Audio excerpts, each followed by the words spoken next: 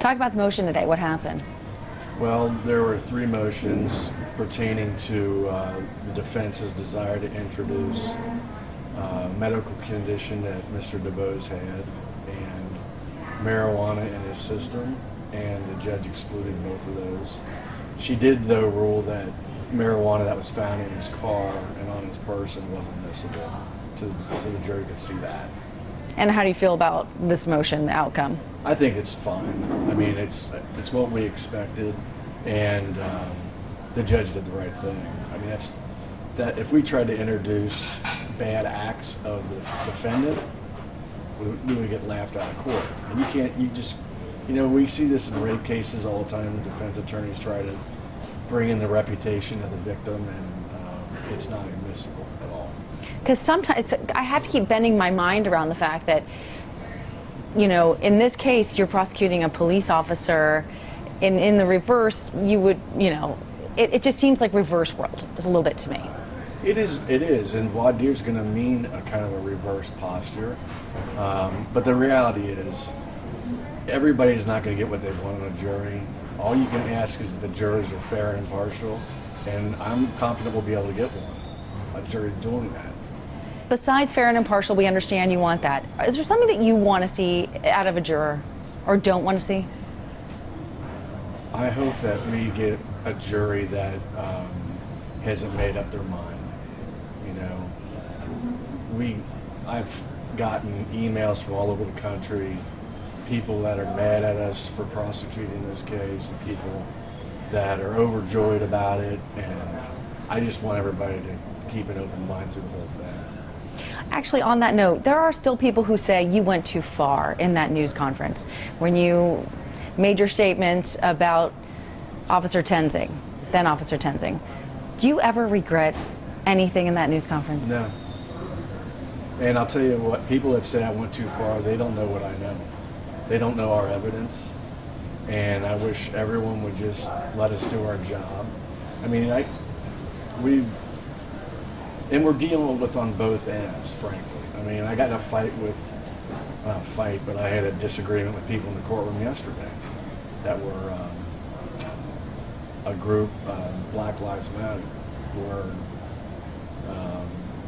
very rude, disruptive to what we're trying to do. And I just wish everybody would shut up and let us do our job, because we're pretty good at it. On that note of Black Lives Matter, thank you for bringing it up. How is your relationship with that group, and is it? I don't have a relationship with them, but they started getting mouthy with me, and I told them, well, you know what?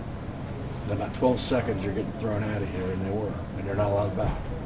We're not here to have a mistrial. We're here to deliver justice to the community. The caption of the case is not Sam DeBose's family versus Ray Tenzing. It's not Black Lives Matter versus Ray Tenzing. That's not it. It's State of Ohio versus Ray Tenzing. That's what we're going to do. We're going to follow our oaths and, put our evidence on and make our arguments and see what the jury does. But there does seem to be more to this trial. Yes, we know that you have to prosecute your case in that courtroom, but is there added pressure knowing that there could be a powder keg outside the door depending on what the verdict is? That can't enter into my thoughts at all. We're going to do what we do best, and the rest of that stuff, that's up to the sheriff's office, the Cincinnati Police Department, and the mayor. That's not my job. But I do recognize the uniqueness of this trial. I mean, I cannot recall ever a police officer, UC police officer in this case, being charged with murder. And I've probably cleared 100 cops in my career. This is the first time we thought, when we saw this, that we had a murder. It is a very high bar to have to charge a police officer. You have charged this police officer with murder. Right. Murder's not that complicated. It's the purposeful killing of another human being, and we think we can prove it. Obviously, you think you could prove it, right? Right. If I didn't believe that there was a likelihood of success at trial, I am ethically bound not to seek that charge. I think we're going to win. or I wouldn't have done it. But is there a little bit of it that keeps you up at night, concerned that you may not be able to get that verdict? No more than any other trial. I mean, you know, I've prosecuted 4 serial killers, and it's not. There's sometimes a lot more at stake than this, but you know, the DeBose family lost their son and their brother, and you know, you want to be able to deliver justice for the entire community, and that's what we're going to try to do. Do you think manslaughter will be enough for the community at large? I don't know. Whatever the jury comes back with, they come back with, and that's the way it goes. Your involvement in this case, you're going to try the whole thing. Yeah. I promised the family I would, and I'm doing it. It's, you know, it's what I did for a long time. So it's not politics. We are in the middle of an election season. Everyone pretty much knows who I am and what I stand for. A trial's not going to affect that.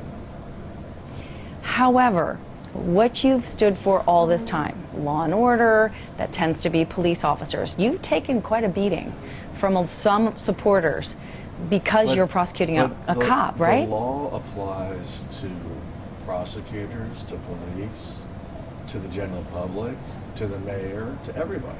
It's, you know, you can't selectively pick and choose when someone violates the law that you're not going to go after a certain group of people. And, you know, I mentioned this to you before. The measure of an institution like the University of Cincinnati or the Cincinnati Police Department or the prosecutor's office, if you have something bad occur, it doesn't taint the organization or the institution, but how you react to it is what counts. So if you have a bad reporter at Channel 9, how you react to that bad reporter, the fact that they exist isn't surprising, but how you react to it is what counts.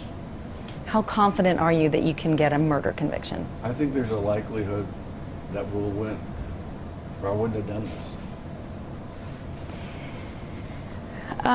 We did this a little bit, but I'd like to touch on it a little more. There is a lot of historical significance to this case.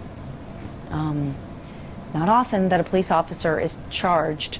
I've never charged. I've never seen it. In this community, I've never seen a police officer charged with murder, ever.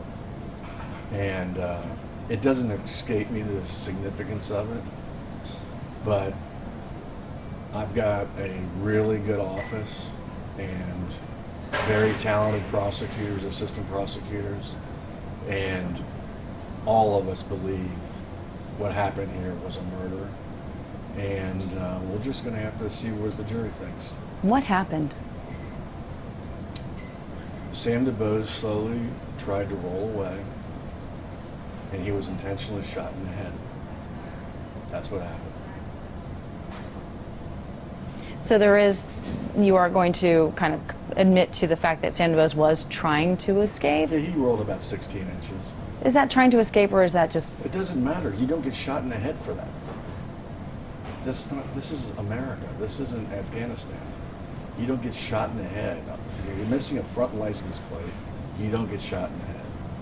Do you believe your office, this county, this jury, could be a model for the rest of the country? I just want everybody to do the right thing.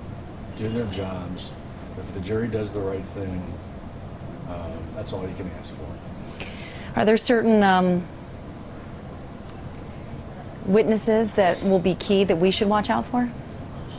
Yeah, our expert witnesses are the best in the country, and I think they'll be very persuasive in delivering this case to the jury. Okay. Anything else, Joe? And, I mean, obviously, there's a high likelihood the defendants would take a stand. You believe that? Yeah. If he's going to argue self-defense, he's got to. Final thoughts on any of this? No, I just got to go back to work. Stay put.